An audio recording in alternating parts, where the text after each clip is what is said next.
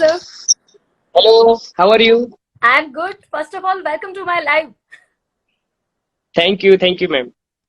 કેમ છો? મજામાં છો? બસ fine. યસ, હું તમારો બહુ ટાઈમ નહીં લઉં બીકોઝ અત્યારે ડોક્ટર્સ નું સૌથી ક્રિટિકલ ટાઈમ ચાલી રહ્યો છે એટલે હું તરત આપણે જે ટોપિક ઉપર લાઈવ કરવાના છે એના ઉપર હું આગળ જઉં છું. Yes, So, sure. સર અત્યારે કેવું છે કે બીકોઝ ઘણા બધા લોકોને કોરોનાના બેઝિક લક્ષણો વિશે તો બધી જ ખાતરી છે. ઓલમોસ્ટ હવે તો ઘરે ઘરે કોરોના વિશેની જાણકારી બધી થઈ છે, પણ જ્યારે ગેસ્ટ્રોલોજીની વાત આવે છે ત્યારે ગેસ્ટ્રોમાં કોરોનાના કયા કયા લક્ષણ હોય છે? In almost one third of the cases, means 30% cases, apart from respiratory systems, means most of the patients જે કોવિડ ના હોય છે એ શ્વસન તંત્રના સિમ્ટમ્સ સાથે પ્રેઝન્ટ થાય છે. For example common cold, cough, dyspnoea, પણ almost 30% cases can present with GI symptoms. એમાં એવું હોય છે કે vomiting, diarrhoea, abdominal pain, these are the common symptoms. Nowadays rarely we are also seeing કે લીવર પર સોજો, ફોર એક્ઝામ્પલ હિપેટાઇટિસ, પેન્ક્રિયાટાઇટિસ, અને કોવિડના કારણે આપણે મેસેન્ટ્રિક વેસલ્સ જે હોય છે આપણે એબ્ડોમનમાં એમાં થ્રોમ્બોસિસ થઈ જાય છે, જેને આપણે મેડિકલ લેંગ્વેજમાં મેસેન્ટ્રિક ઇસ્ચેમિયા કહીએ છીએ, અને રેરલી બોવેલ પરફોરેશન પણ જોવા મળે છે nowadays. So these are the common symptoms in covid for GIT. Okay, પણ સર હવે કેવું થાય છે કે એક લીવર સિરોસિસ નામનો બહુ જ એવો રોગ છે કે જે લીવરના જે પણ પેશન્ટ્સ હોય છે બધાને થતો હોય છે. તો એક આમ એવો ડર બધામાં ભરાઈ ગયો છે કે જો લીવર સિરોસિસ હોય અને એને કોરોના પોઝિટિવ આવે તો પછી રિકવર જલ્દી નથી થતા, એવી બધી માન્યતાઓ અત્યારે છે. તો એના વિશે શું કહેવું છે? યસ મેમ, લીવર એ ડિપેન્ડ કરે છે કે લીવર સિરોસિસની સિવિયરિટી કેવી છે અને કોવિડની સિવિયરિટી કેવી છે. જો લીવર સિરોસિસ અર્લી સ્ટેજમાં હોય અને માઇલ્ડ કોવિડ હોય તો there is no issue, they are recovered with the conservative management even at home isolation and proper nutrition and hydration. પણ જો કોવિડ પણ સિવિયર હોય અને સાથે સાથે લીવર સિરોસિસ ડિઝીઝની પણ સિવિયરિટી વધારે હોય તો પછી વી વિલ સજેસ્ટ હોસ્પિટલાઇઝેશન, અને પછી પ્રોગ્નોસિસ એટલું સારી નથી હોતું અને we have to take a multidisciplinary approach કે critical care involvement, physician involvement, અને અમે તો છીએ જ હિપેટોલોજીસ્ટ તરીકે એટલે પણ we will explain patient and relative for poor prognosis, કારણ કે ઓલરેડી લીવર ઇઝ ડિઝીઝ પણ સિવિયર છે અને જો કોવિડમાં પણ સિવિયરિટી વધારે હોય તો આઉટકમ સારું નથી રહેતો અથવા તો લોંગ ટર્મ હોસ્પિટલાઇઝેશન થવું પડે છે. These are the problems with cirrhosis patient. Okay sir, તમે જે વાત કરી કે અમુક લેવલની સિરિયસનેસ વધી જતી હોય છે, તો એ કયું લેવલે આપણને ક્યારે ખબર પડે કે આપણે હોસ્પિટલને અપ્રોચ કરવાનું? એટલે કોવિડની સિવિયરિટી કે લીવર સિરોસિસની સિવિયરિટી? બંને જ્યારે હોય ત્યારે. બંનેમાં. કોવિડની સિવિયરિટીમાં એવું હોય છે કે generally if patient having complaining of dyspnoea, means difficulty in breathing છે પેશન્ટને, આપણે ઘરે અત્યારે તો બધાના ઘરે SpO2 મશીન હોય જ છે, પલ્સ ઓક્સીમીટર. જો પલ્સ ઓક્સીમીટરમાં ઓક્સિજન સેચ્યુરેશન લેસ ધેન 90% હોય, persistent high grade fever હોય, then we will recommend that this, and there are some marker, C reactive protein છે, D dimer છે. If C reactive protein is more than 40 or D dimer is more than 1000, that is also good marker for severity. And of course CT scan, જે CT thorax જે કરાઈએ છીએ આપણે HRCT thorax, that is also good marker for severity. એટલે symptoms CRP, D dimer અને CT scan પરથી આપણે જજ કરી શકીએ કે this COVID is going to a prolonged course or critical outcome. એવી જ રીતે સિરોસિસમાં પણ હોય છે કે આ સિરોસિસ અર્લી સ્ટેજનું છે કે લેટ સ્ટેજનું છે, એ આપણને બેઝડ ઓન હિસ્ટ્રી કે માર્કર પરથી અને સોનોગ્રાફી પરથી આપણને આઈડિયા આવી જાય કે આ this is going to a critical prognosis. Okay, so આ બહુ જ સિવિયર થઈ જાય તો સિચ્યુએશન થોડીક ટફ રહે એવી શક્યતાઓ છે. યસ.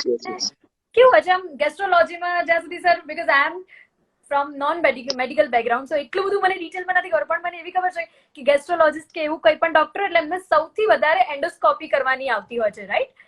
સો હવે આ કોરોના જેવી સિચ્યુએશન હોય, પેશન્ટ પોતે કોરોના પોઝિટિવ હોય અને એને એન્ડોસ્કોપી કરવી પડે એવું જ છે, તો પછી આપણે કરીએ કઈ રીતના થતું હોય છે આ બધું?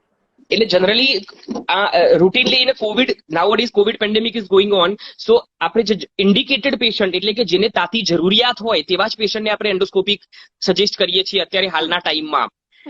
જનરલી સિમ્પલ ડાયગ્નોસ્ટિક હોય તો અમે અત્યારે હાલ નથી કરતા, પણ જો તાતી જરૂરિયાત હોય, જો ફોર એક્ઝામ્પલ પેશન્ટને GI બ્લીડ છે કે ગેસ્ટ્રોઇન્ટેસ્ટાઇનલ બ્લીડિંગ થાય છે, કે પછી વી આર સસ્પેક્ટિંગ મેલિગ્નન્સી, કે પેશન્ટને ઓબ્સ્ટ્રક્શન, સસ્પેક્ટ ડિસ્ફેજિયા એટલે ડિફિકલ્ટી ઇન સ્વેલોઈંગ છે, than only if it is તાતી જરૂરિયાત હોય તો જ પછી આપણે એન્ડોસ્કોપી સજેસ્ટ કરીએ છીએ. અને તેમાં પણ પૂરેપૂરે પ્રિકોશન રાખવા પડે કે ડોક્ટરને પીપીઈ કિટ, ડોક્ટર અને સરાઉન્ડિંગ જે નર્સિંગ સ્ટાફ હોય બધાને compulsory PPE kit, gloves, mask, face shield, shoe cover, everything is must. અને with all precaution we are doing endoscopy if definite indication. Okay. અને સર અહીંયા જ એક સવાલ આવ્યો છે. આપણે જો લિવર સિરોસિસની વાત કરી તો હવે એ પેશન્ટને એવું હોય છે કે ઘણીવાર આ રેમડેસિવિર ઇન્જેક્શન આપવું પડે, એ જ હાલત હોય છે, તો એ પેશન્ટ આ ઇન્જેક્શન લઈ શકે કે ના લઈ શકે? એટલે as per the guideline till now remdesivir is contraindicated in cirrhosis. એટલે કે રેમડેસિવિર બને ત્યાં સુધી આપણે સિરોસિસ વાળા પેશન્ટને એવોઇડ કરવું જોઈએ. પણ જો હવે રેમડેસિવિર આપણે એવું હોય કે કોવિડ ઇઝ વેરી સિવિયર અને એના સિવાય બીજો કોઈ ઓપ્શન છે નહીં અને આપવું જ પડે એવી પોઝિશન આવી જાય તો પછી જજ કરવું પડે કે લિવર સિરોસિસની સિવિયરિટી કેટલી છે. જો અર્લી સ્ટેજ હોય then we cautiously we have to give. But જો એન્ડ સ્ટેજ લિવર ડિઝીઝ હોય તો definitely it's a contraindicated. We should not give because it will worsen આગળ લિવરની પરિસ્થિતિ વધારે બગાડશે. એટલે definitely in end stage of liver disease remdesivir we should avoid. And another sentence also, remdesivir એવું નથી કે રેમડેસિવિર લેવાથી આપણે બચી જ જઈશું. એવું કોઈ it's not a survival benefit. બરાબર, it will just reduce the symptoms. એટલે સર્વાઇવલ બેનિફિટ તો આમ પણ નથી. Then we have to explain patient કે રિસ્ક બેનિફિટ કેટલું છે, એ પરથી we have to take a decision. Okay. So એટલે ઘણીવાર રેમડેસિવિર માટે લોકો જે દોડાદોડી ભાગાભાગી કરે છે, બધાને મારે અહીંયા કહેવું છે કે પહેલા તમારા ડોક્ટર્સને કન્ફર્મ કરો, તમને લાગે કે જરૂર છે કે બહુ જ ઇમરજન્સી છે તો જ આટલું બધું આમ હાઉ ક્રિએટ કરો. બાકી જે ખોટો હાઉ ક્રિએટ થાય છે ના લીધે નોર્મલ લોકો પણ બહુ જ ડરી જાય છે કે ના ઇન્જેક્શન નહીં મળે તો મને કશું થઈ જશે, મને કશું થઈ જશે. એવું નથી. યસ, એબ્સોલ્યુટલી એવું નથી. યસ. અને સર આગળ આપણે જે રીતના વાત કરી એ જ રીતના ગેસ્ટ્રોમાં એવું થતું હોય છે કે જેમાં કોરોનાના લક્ષણો હોય તો તમારા લીવર ઉપર સોજો આવી જાય છે. સો આફ્ટર કોવિડ પતી જાય પછી આ બધી સિચ્યુએશન નોર્મલ થઈ શકે? ઓબ્વિયસલી ઇટ્સ ઘણીવાર હિપેટાઇટ એટલે આપણે જે લીવરનો સોજો હોય છે ને એના મેડિકલ ટર્મિનોલોજીમાં વી આર સેઇંગ હિપેટાઇટિસ. તો જે હિપેટાઇટિસ છે એના બહુ બધા કારણ છે in the covid pandemic time કે virus itself can cause liver damage. અને સાથે સાથે જે આપણે બધી મેડિસિન વાપરીએ છીએ, ફોર એક્ઝામ્પલ રેમડેસિવિર છે, ટોસિલિઝુમાબ છે અને ફેવિફ્લુ છે, ધીસ ઓલ આર હિપેટોટોક્સિક. એટલે એ બધાના કારણે પણ લીવર ઇન્જરી થાય છે. એટલે મારું એક એવું સજેશન છે કે all this medicine does not have survival benefit. એટલે જો ઇન્ડિકેટેડ હોય તો જ આપણે લેવી જોઈએ, otherwise they are liver toxic. મતલબ એનાથી લીવર ડેમેજ થાય છે. પણ ધ ક્વેશ્ચન ઇઝ આપણે લીવર ડેમેજ થયું તો it is reversible or not. તો obviously we should give some time for reversibility. All disease hepatitis is reversible with time. So by the time આપણે proper nutrition maintain કરીએ, proper hydration maintain કરીએ તો it's reversible. It will become normal after some time. Why there is a problem after eating food like heaviness in epigastric region and મને acidity નો problem થાય છે એવું કંઈક લખ્યું છે એમને. યસ, એટલે કોવિડ નાઉઅડેઝ જ્યારે પણ કોઈ પેશન્ટને કોરોના થાય છે they are taking multiple medicines including FabiFlu નો હેવી ડોઝ હોય છે, સ્ટેરોઇડ હોય છે, મલ્ટીવિટામિન્સ હોય છે અને lots of medicine they are taking. So this problems are because of drug induced. એટલે સ્ટેરોઇડ પણ ગેસ્ટ્રાઇટિસ કરે છે, એસિડિટી કરે છે, ફેવિફ્લુ પણ ગેસ્ટ્રાઇટિસ, એસિડિટી, ડાયરિયા બધું જ કરે છે. So this problem are drug induced also. Sometimes virus itself can cause oedema in the gastric wall. મતલબ વાયરસ પોતે પણ ગેસ્ટ્રાઇટિસ કરી શકે છે. તો જ્યારે પણ કોવિડ રિકવર થઈ જાય ત્યારે this problem will automatically will resolve. તો ડોન્ટ વરી. ઓકે. પણ સર જ્યારે આ બધી દવાઓ ચાલતી હોય છે બીકોઝ આના ડોઝેજ બહુ જ હાઈ હોય છે, સો હોય છે. યસ, આ જ્યારે આપો ત્યારે આપણે ઘરે શું પ્રિકોશન્સ લેવા જોઈએ, મતલબ શું ધ્યાન રાખવું જોઈએ? First of all V have to tech proper hydration. કોવિડને હું એવું કહીશ કે કોવિડ ઇઝ અ વાયરસ. સો આપણે આપણું ન્યુટ્રિશન અને હાઇડ્રેશન મેન્ટેન કરવું જોઈએ કે આપણે પ્રોપર ઇમ્યુનિટી વાળો ખોરાક લેવો જોઈએ અને આપણું હાઇડ્રેશન એટલે કે પૂરતા પ્રમાણમાં પાણી પીવું જોઈએ. રોજથી 4 થી 5 લીટર આપણું હાઇડ્રેશન મેન્ટેન થવું જોઈએ. અને જ્યારે પણ આપણે કોવિડની આટલી બધી મેડિસિન લેતા હોઈએ ત્યારે preferably we will avoid spicy and oily diet અને we will take a small frequent meal. આપણે પેટ ભરીને નહીં ખાઈએ, થોડા સમયના અંતરે ખાઈશું અને જો જરૂર પડે તો આપણે ડોક્ટરની સલાહ મુજબ કે જ્યારે આવી કોઈ એસિડિટી ના થાય કે એસિડિટી થઈ હોય તો કઈ રીતે બીજી કોઈ મેડિસિન એડ કરવી કે નહીં, વી કેન સજેસ્ટ.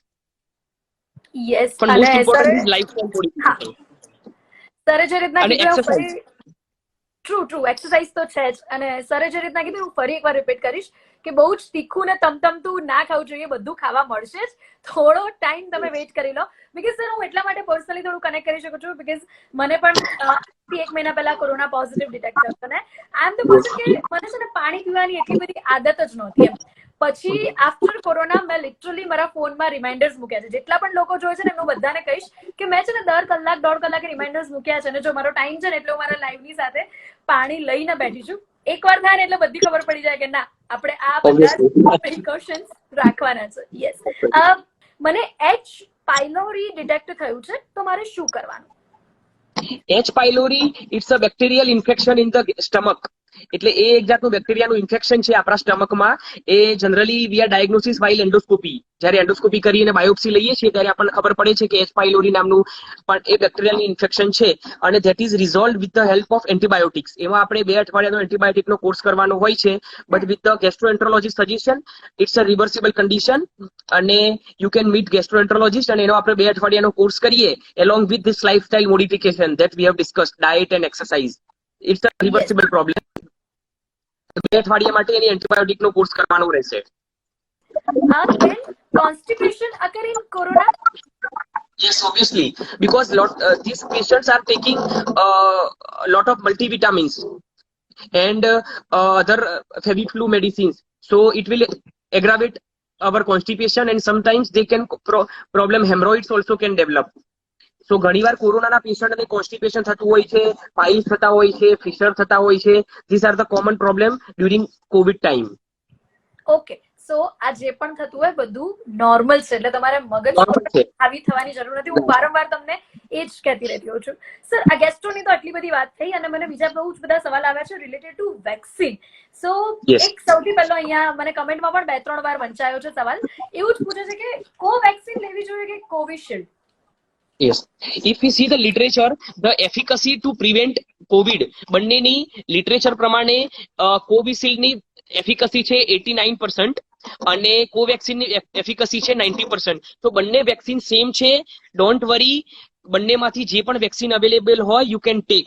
પણ એવું ધ્યાનમાં રાખજો કે જો વેક્સિનનો પહેલો ડોઝ લીધો હોય એ વેક્સિન જ બીજી ડોઝ લેવી જોઈએ. પણ ડેફિનેટલી બંને વેક્સિનની ક્ષમતા સરખી જ છે. In short, V should tech vaccine, any vaccine, but બંનેની ક્ષમતા સરખી જ છે. ઓકે, સો ફર્સ્ટ અને સેકન્ડ ડોઝ જો તમે કોવેક્સિન લો તો કોવેક્સિન જ લેવાનો છે, ને કોવિશિલ્ડ લો તો કોવિશિલ્ડ. બટ વેક્સિન લો એ વધારે ઇમ્પોર્ટન્ટ છે. એક્ઝેક્ટલી. યસ, અને એક એવો મને સવાલ આવે છે કે વેક્સિન લીધા પછી માસ્ક પહેરાય કે નહીં? એટલે મેં તો જવાબ આપી જ દીધો કે પહેરવું જ જોઈએ, પણ સર તમારે શું કહેવું છે? No, obviously, even after vaccine, COVID infection is possible. So obviously, we should use all precaution in the form of mask, sanitizer, social distance. Everything we should follow even after vaccination. Yes, અને ઘણા બધા લોકો એવા છે કે જેને first વેક્સિનનો dose લીધો હોય પછી એમને કોરોના પોઝિટિવ થાય. સો એટલા બધા કન્ફ્યુઝન્સ ક્રિએટ થયા છે સર, એટલા બધા મેસેજ આવે છે. ઘણા લોકો એવું કહે છે કે હવે અમે સેકન્ડ ડોઝ ક્યારે લઈએ, ઘણા લોકો એવું કહે છે કે મને જસ્ટ કોરોના થયો છે તો હું ફર્સ્ટ ડોઝ ક્યારે લઉં એમ. સો એ બધા વિશેનું કોઈ એક ફાઇનલ આન્સર તમે મને આજે આપો. યસ. જો પહેલા કોરોના થયો હોય અને કોરોનામાંથી રિકવર થઈ ગયા, એટલે કે કોવિડ નેગેટિવ થઈ ગયા છીએ, અને અત્યારે આપણને કોઈ સિમ્ટમ્સ નથી, તો 1 મહિના પછી આપણે વેક્સિનનો પહેલો ડોઝ લઈ શકીએ છીએ. ઓકે, બરાબર છે. નેગેટિવ આવ્યા 1 મહિના પછી કે પોઝિટિવ આવ્યા? નેગેટિવ આવ્યાના 1 મહિના પછી. ઓકે, નેગેટિવ આવ્યાના 1 મહિના પછી પહેલો ડોઝ આપણે વેક્સિન લઈ શકીએ છીએ, અને પહેલો ડોઝ લીધા પછી after 6 to 8 weeks second dose of vaccine we should take. Okay, so જેટલાને પણ કન્ફ્યુઝન છે બધા જ આ વસ્તુ સાંભળી લેજો, અને પ્લીઝ. અને વેક્સિનનો સેકન્ડ ડોઝ લીધા પછી પણ વાયરસ ઇન્ફેક્શન થઈ શકે છે, પણ એ વાયરસ ઇન્ફેક્શનની સિવિયરિટી બહુ જ ઓછી હોય છે, એટલે એ રીતે આપણને હેલ્પ કરશે. યસ સર, તમારા માટે એક સરસ કમેન્ટ આવી છે. Dr. Ankit is really very good MGE. His method of diagnose the case is really good, and his method of treatment is also different and really good. He's too caring doctor ever seen. Thank you. Sir મને corona થયું હતું, recovery થઈ ગઈ, પણ gas રહે છે એવું કંઈક લાગે છે મને એમના સવાલ ઉપરથી. એટલે રિકવર થઈ ગયા છો એટલે corona point of view he or she the patient is safer but still he is suffering from gastric upset. So initially I will suggest, as we have already discussed, don't worry, just maintain your nutrition, avoid spicy and oily diet, take small frequent meal, regular walking, exercise and take plenty of fluids. અને આટલું કર્યા પછી પણ જો ના થાય તો meet the gastroenterologist, we will guide further. આપણે કોવિડ પોઝિટિવ હોઈએ, વધારે નહીં પોઈન્ટ પર હોય ઇફેક્ટ, તો 14 ડેઝ પછી રિપોર્ટ અગેન કરાવવો જરૂરી છે? એટલે એવું કહે છે કે બહુ સિમ્ટમ્સ બિલકુલ નથી, ઓલરેડી ઠીક છે, તો પછી નેગેટિવ રિપોર્ટ કરાવવો જરૂરી છે? એટલે આમાં એટલે ગાઈડલાઈન પરથી એવું છે કે જો 10મા દિવસ સુધી જો 10મા દિવસે જો હી ઓર સી ફીલિંગ વેલ તો એ દિવસે સિમ્ટમ્સ ટેસ્ટ કરાવી લેવાનો, અને જો નેગેટિવ આવે then you are COVID free. પણ જો પોઝિટિવ આવે તો પછી ડોન્ટ ડુ રિપીટ, પછી જ્યારે સિમ્ટમ રિકવરી થઈ જાય then you are COVID free. Thank you sir, thanks for your time. Thank you. અને કદાચ આ ઇન્ફોર્મેશન બહુ જ બધા લોકોને કામ લાગશે અને બહુ બધા સુધી પહોંચશે. जब सुनो टॉप सुनो.